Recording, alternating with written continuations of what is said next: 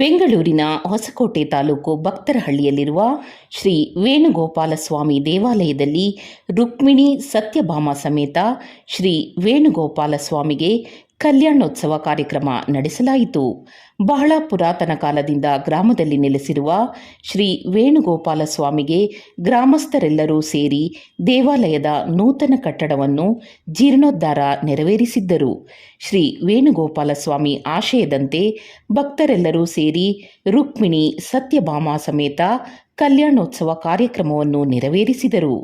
ಕಾರ್ಯಕ್ರಮಕ್ಕೆ ಸಾವಿರಾರು ಜನ ಭಕ್ತಾದಿಗಳು ಆಗಮಿಸಿ ಶ್ರೀ ಸ್ವಾಮಿಯ ಕಲ್ಯಾಣೋತ್ಸವದ ವಿಧಿವಿಧಾನಗಳಲ್ಲಿ ಪಾಲ್ಗೊಂಡು ಭಕ್ತಿಯ ಪರಾಕಾಷ್ಠೆ ಮೆರೆದರು. ಸ್ವಾಮಿಯ ಪರಮ ಭಕ್ತರಾದ ಡಿಸ್ಕೋ ರಾಜಣ್ಣ ಎಂದೇ ಖ್ಯಾತನಾಮರಾದ BK ಲಕ್ಷ್ಮೀನಾರಾಯಣ್ ಹೆಣ್ಣಿನ ಕಡೆಯವರಾಗಿ, ಅಂದರೆ ರುಕ್ಮಿಣಿ ಸತ್ಯಭಾಮ ಕುಟುಂಬದವರಾಗಿ, ಹಾಗೂ ಗ್ರಾಮದ ಹಿರಿಯ ಮುಖಂಡರಾದ K ತ್ಯಾಗರಾಜಗೌಡರು ಗಂಡಿನ ಕಡೆಯವರಾಗಿ, ಅಂದರೆ ಪರಮಾತ್ಮ ಶ್ರೀ ವೇಣುಗೋಪಾಲ ಸ್ವಾಮಿಯ ಕುಟುಂಬದವರಾಗಿ ಪಾಲ್ಗೊಂಡು ಮದುವೆ ಶುಭ ಸಮಾರಂಭದ ಶಾಸ್ತ್ರಗಳು ಹಾಗೂ ವಿಧಿವಿಧಾನಗಳನ್ನು ನೆರವೇರಿಸಿದರು.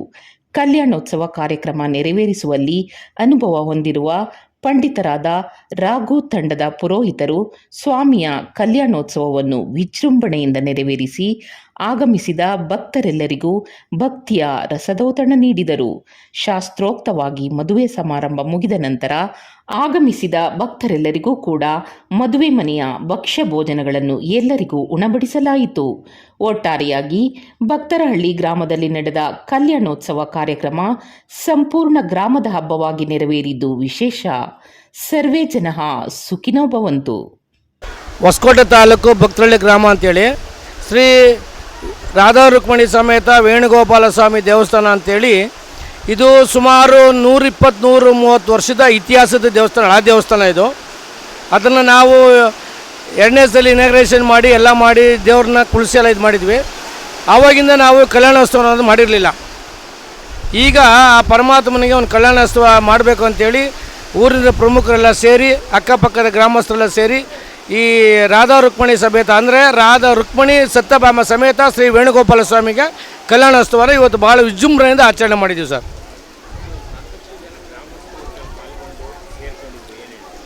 ಸರ್ ನೋಡಿ, ಈ ಗ್ರಾಮದ ಹೆಸರೇ ಭಕ್ತರಹಳ್ಳಿ ಅಂತ.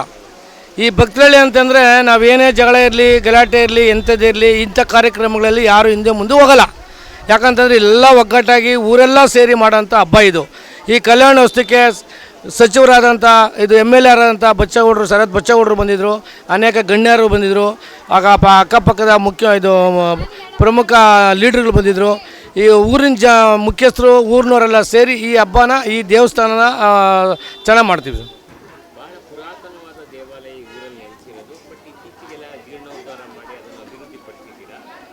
ಸಾಕಷ್ಟು ದಿನ ದೇವಾಲಯ ಕೂಡ ಕ್ಲೋಸ್ ಇತ್ತು, ಅದು ಗ್ರಾಮಸ್ಥರು ಆಮೇಲೆ ಇದನ್ನು ಓಪನ್ ಮಾಡಿದ್ರು ಅಂತ ಕೇಳ್ಪಟ್ಟೆ. ಈ ಬಗ್ಗೆ ಸರ್ ನೋಡಿ, ಈ ಶ್ರೀ ವೇಣುಗೋಪಾಲ ಸ್ವಾಮಿ ಸಾಕಷ್ಟು ಸಮಸ್ಯೆಗಳಿಂದ ಬಾಗಿಲು ಹಾಕಿದ್ರು, ಪೂಜಾರಿ ಇಲ್ದಿರ. ಇದು ಮುಜರಾಯಿ ಇಲಾಖೆಗೆ ಸಂಬಂಧಪಟ್ಟಿದ್ದ ದೇವಸ್ಥಾನ, ಇದು ಗೌರ್ಮೆಂಟು ಮುಜರಾಯಿ ಇಲಾಖೆದಿದು. ಈ ಮುಜರಾಯಿ ಇಲಾಖೆಯಲ್ಲಿ ನಾವು ಅದನ್ನು ನಮ್ಮ ಎಂಡವ್ರು ತಗೊಂಡು ನಾವು ನಡೆಸ್ಕೊಂಬರ್ತಾಯಿದ್ವಿ. ಅದರಲ್ಲಿ ಬರೋಂಥ ಅನುದಾನ ಅದೇನೇನು ಬರ್ತದೆ ಅದು ಇವಾಗ ಇತ್ತೀಚೆಗೆ ನಮ್ಮ ಹೊಸದಾಗಿ ನಾವು 500 ಇದು ಮಾಡಿದ್ವಿ, ಅದ್ರ ಮೂಲಕ ನಮಗೆ ಬರ್ತಾಯಿದೆ. ಇದು ಹಳೆ ದೇವಸ್ಥಾನ ಆದರೂ ಕೂಡ ಸಾಕಷ್ಟು ಪೂಜಾರಿ ಇಲ್ದೋರ ದೇವಸ್ಥಾನ ವರ್ಷಾನುಗಟ್ಟಲೆ ಬಾಗಿಲು ಹಾಕಿದ್ರು. ಈಗ ಮತ್ತೆ ಜೀರ್ಣೋದ್ಧಾರ ಮಾಡಿ ನಾವು ಹೊಸದಾಗಿ ನಾವು ನೇಮಕ ಮಾಡಿ ಗೌರ್ಮೆಂಟಿಂದನೇ ಇವಾಗ ಆಜ್ಞೆ ಮಾಡಿ ಇಟ್ಟಂಥ 500 ಈಗ ಆ ಭಕ್ತಿಯಿಂದ ದೇವಸ್ಥಾನದಲ್ಲಿ ಪೂಜೆ ಮಾಡೋದ್ರಿಂದ ನಮ್ಗೆ ಇನ್ನೊಂದು ಏನಂತಂದರೆ, ಸಾಕಷ್ಟು ಜನಕ್ಕೆ ಈ ಅಪ್ಪಂತಾಗ ಬಂದೋದ್ಮೇಲೆ ಮಕ್ಕಳಿಲ್ದವ್ರಿಗೆಲ್ಲ ಮಕ್ಕಳಾಗಿದೆ, ಕಂಕಣ ಭಾಗ್ಯ ಕೂಡ ಬಂದಿದೆ. ಸಾಕಷ್ಟು ಹೆಣ್ಮಕ್ಳಿಗೆ ಕಂಕಣ ಭಾಗ್ಯ ಕೂಡ ಬಂದಿದೆ. ಅದೊಂದು ಮಹಿಮೆ ನೋಡಿ. ಇಷ್ಟು ವರ್ಷ ಆ ಅಪ್ಪ ನಾವು ಏನೂ ಮಾಡಿರಲಿಲ್ಲ, ಆ ಅಪ್ಪನ ಸೇವೆನೂ ಮಾಡೋಕ್ಕಾಗಿರಲಿಲ್ಲ. ಈಗ ಸೇವೆನೂ ಮಾಡಿಸ್ಕೊಂತವನೇ, ಪ್ಲಸ್ ಒಳ್ಳೆಯದು ಮಾಡ್ತಾಯಿದ್ದಾನೆ.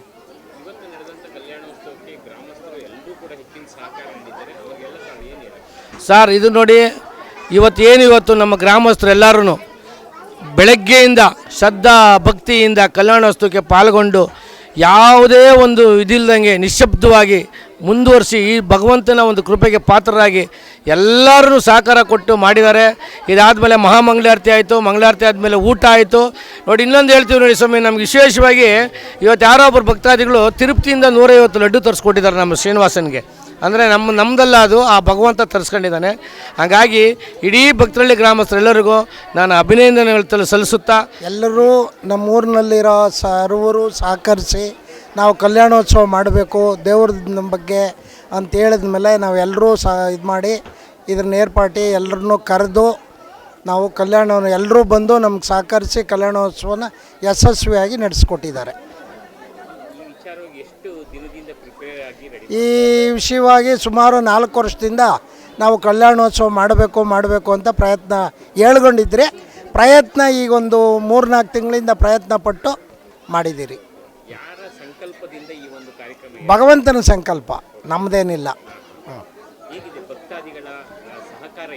ಭಕ್ತಾದಿಗಳ ಸಹಕಾರ ತುಂಬ ಚೆನ್ನಾಗಿದೆ. ಅವರೆಲ್ಲರೂ ಸಹಕರಿಸಿದ್ದಕ್ಕೆ ಈ ಫಂಕ್ಷನ್ ಚೆನ್ನಾಗಾಗಿದ್ದು, ಈ ಪ್ರೋಗ್ರಾಮು. ಭಕ್ತರಳ್ಳಿ ಗ್ರಾಮದಲ್ಲಿ ವೇಣುಗೋಪಾಲ ಸ್ವಾಮಿಯ ದೇವಸ್ಥಾನ ವರ್ಷದಿಂದ ವರ್ಷಕ್ಕೆ ಭಕ್ತಾದಿಗಳ ಸಂಖ್ಯೆ ಹೆಚ್ಚಾಗ್ತಾ ಬರ್ತಿದೆ. ಹೌದು ಗ್ರಾಮಸ್ಥರೆಲ್ಲ ಬರ್ತಿದ್ದಾರೆ. ಹೌದು. ಕಷ್ಟ ಕಾರ್ಪಣ್ಯಗಳನ್ನ ಕೇಳ್ಕೊಂಡು ಅನುಕೂಲ ಪಡ್ಕೊಂಡು ಹೋಗ್ತಿದ್ದಾರೆ. ಹೌದು. ಈ ಬಗ್ಗೆ ತಾವೇನು? ಭಗವಂತನು ಅವರ ಕಷ್ಟ ಕಾರ್ಪಣ್ಯಗಳನ್ನೆಲ್ಲ ಇದು ಮಾಡಿ ನೆರವೇರಿಸ್ತಾನೆ. ಅದರಿಂದ ಜನಕ್ಕೆ ಭಕ್ತಿ ಬಂದಿದೆ, ನಂಬಿಕೆ ಬಂದಿದೆ. ಇದರಿಂದ ಎಷ್ಟು ವರ್ಷದಿಂದ ಈ ಗ್ರಾಮದಲ್ಲಿ ವೇಣುಗೋಪಾಲ ಸ್ವಾಮಿ ನೆಲೆಸಿದ್ದಾರೆ? ಸುಮಾರು ಪೂರ್ವಕಾಲದ ದೇವಸ್ಥಾನ ಇದು, ಇವತ್ತಿಂದಲ್ಲ. ಅದರಿಂದ ನಮ್ಮ ಪೂರ್ವಿಕರೆಲ್ಲ ಇದರಲ್ಲಿ ಮಾಡ್ಕೊಂಡು ಬಂದಿದ್ದರು. ಹಾಗೆ ಈಗ ವಿಶೇಷವಾಗಿ ಹೆಚ್ಚಿಗೆ ನಡೀತಾ ಇದೆ. ಯಾವಾಗ ಇದು ಹೊಸ ದೇವಸ್ಥಾನ ಜೀರ್ಣೋದ್ಧಾರ ಮಾಡಿ? ಜೀರ್ಣೋದ್ಧಾರ ಒಂದು 5 ವರ್ಷ ಆಯಿತು. 5 ವರ್ಷದಿಂದ ಎಲ್ಲರೂ ಸಹಕರಿಸಿ ಜೀರ್ಣೋದ್ಧಾರ ಮಾಡಿ ಇದು ಮಾಡ್ತಾಯಿದ್ದೀರಿ. ಇವತ್ತಿನ ಕಾರ್ಯಕ್ರಮಕ್ಕೆ ಎಲ್ಲ ರೀತಿಯ ಸಹಕಾರ ನೀಡಿದಂಥ ಗ್ರಾಮಸ್ಥರಿಗೆ ತಾವೇನು ಹಾರೈಸ್ತೀರಿ? ಅವರೆಲ್ಲರಿಗೂ ನಾನು ಧನ್ಯವಾದಗಳನ್ನ ಅರ್ಪಿಸ್ತೀನಿ. ಎಲ್ಲರೂ ಸಹಕರಿಸಿ ಅವ್ರ ತನು ಮನ ಧನ ಎಲ್ಲ ಕೊಟ್ಟು ನಮಗೆ ಪ್ರೋತ್ಸಾಹ ಕೊಟ್ಟರು ಈ ಕಾರ್ಯಕ್ರಮ ಮಾಡೋದಕ್ಕೆ. ಅವರಿಗೆ ತುಂಬ ಹೃದಯದಿಂದ ನಾನು ಅವರನ್ನು ಸ್ಪಂದಿಸ್ತೀನಿ. ನಿಮ್ಮ ಜೊತೆಗೆ ಯಾವ್ಯಾವ ಪ್ರಮುಖವಾದ ಮುಖಂಡರುಗಳು ಸಹಕಾರ ನೀಡಿದ್ದಾರೆ? ನಮ್ಮ ಎಲ್ಲರೂ ಊರಿನ ಮುಖಂಡರು ಎಲ್ಲರೂ ಸಹಕರಿಸಿದ್ದಾರೆ. ಜೈ ಶ್ರೀಮನ್ನಾರಾಯಣ. ವಿಶೇಷವಾಗಿ ನಮ್ಮ ಗ್ರಾಮ ಭಕ್ತರಳ್ಳಿ ಗ್ರಾಮದಲ್ಲಿ ರುಕ್ಮಿಣಿ ಸತ್ಯಭಾಮ ಸಮೇತ ಶ್ರೀ ವೇಣುಗೋಪಾಲ ಸ್ವಾಮಿಗೆ ವಿಶೇಷವಾಗಿ 4-5 ವರ್ಷಗಳಿಂದ ಸಂಕಲ್ಪವನ್ನು ಮಾಡಿ ಅದ್ಧೂರಿಯಾಗಿ ಅಂಗರಂಗ ವೈಭವವಾಗಿ 2 ದಿನಗಳ ಕಾಲ ವಿಶೇಷವಾಗಿ ನಿನ್ನೆಯ ದಿನ ಹೋಮ ಇತ್ಯಾದಿಗಳನ್ನೆಲ್ಲ ಮಾಡಿ ಈ ದಿನ ಬೆಳಗ್ಗೆ 108 ಕಳಶಗಳಿಂದ ಮೂಲಮೂರ್ತಿಗೆ ಅಭಿಷೇಕವನ್ನು ಮಾಡಿ ಬೆಣ್ಣೆ ಅಲಂಕಾರ ಮಾಡಿ ಪರಮಾತ್ಮನಿಗೆ ಶ್ರೀ ರುಕ್ಮಿಣಿ ಸತ್ಯಭಾಮ ಸಮೇತನಾಗಿ ವೇಣುಗೋಪಾಲ ಸ್ವಾಮಿಗೆ ತಿರುಕಲ್ಯಾಣ ಮಹೋತ್ಸವ ಇತ್ಯಾದಿಗಳನ್ನೆಲ್ಲ ಆಚರಣೆ ಮಾಡಿ ಮಹಾಮಂಗಳಾರತಿಯನ್ನು ಮಾಡಿ ಮಧ್ಯಾಹ್ನ ಗ್ರಾಮೋತ್ಸವ ಇತ್ಯಾದಿ ಶಯನೋತ್ಸವ ಎಲ್ಲವೂ ಕೂಡ ಅಂಗರಂಗ ವೈಭವವಾಗಿ ಗ್ರಾಮಸ್ಥರೊಂದಿಗೆ ಎಲ್ಲರೂ ಕೂಡ ಸಹಾಯ ಸಹಕಾರಗಳಿಂದ ಅದ್ಧೂರಿಯಾಗಿ ಆಚರಣೆ ಮಾಡುವಂಥದ್ದಾಗಿದೆ. ಹಾಗಾಗಿ ಎಲ್ಲರಿಗೂ ಕೂಡ ಶ್ರೀ ರುಕ್ಮಿಣಿ ಸತ್ಯಭಾಮ ಸಮೇತನಾಗಿ ವೇಣುಗೋಪಾಲ ಸ್ವಾಮಿಯ ಪರಿಪೂರ್ಣವಾದಂಥ ಅನುಗ್ರಹವು ಸಂಪೂರ್ತಿಯಾಗಿ ಕೃಪಾಕಟಾಕ್ಷಗಳೊಂದಿಗೆ ಸಿದ್ಧಿಯಾಗಲಿ ಅಂತೇಳಿ ಭಗವತ್ ಪ್ರಾರ್ಥನೆ. ಜೈ ಶ್ರೀಮನ್ನಾರಾಯಣ.